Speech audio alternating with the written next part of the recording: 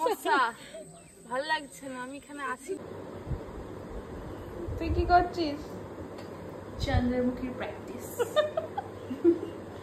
বলছি তোদের বাগানটা একটু দেখাবি? বাগান দেখতে গেলে তোকে বাগানে যেতে হবে নাকি?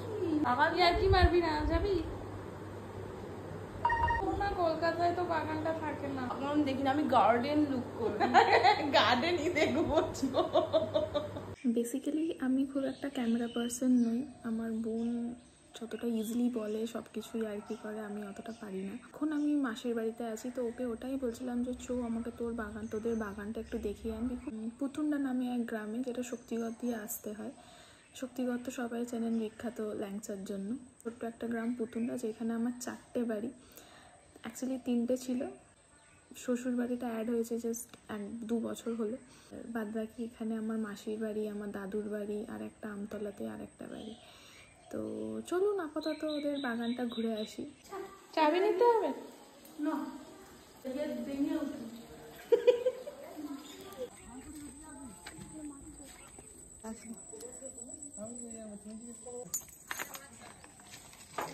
ফোনের দিকে তাকিয়ে এই যে আমাদের ডায়মন্ড লঙ্কা। কত লঙ্কা রে বলি? তো আমিও দেখছি এখন। হ্যাঁ, হাত দিবি না এরকম জায়গায় না, সাপটা কেন?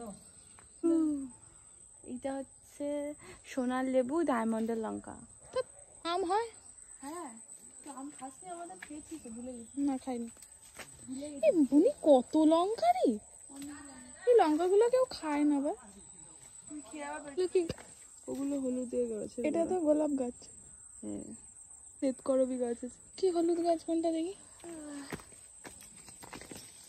এইগুলা? লেবুটাও ভালোই ধরেছে, অনেক লেবু ধরেছে। পিয়ারা নাকি এটা লেবু? কি আম? আমি কনজাস্টেড এরিয়ায় আটকে গেছি।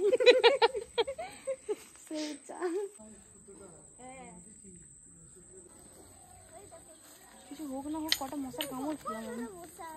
দেখো কি ইরিটেটিং ব্যাপার।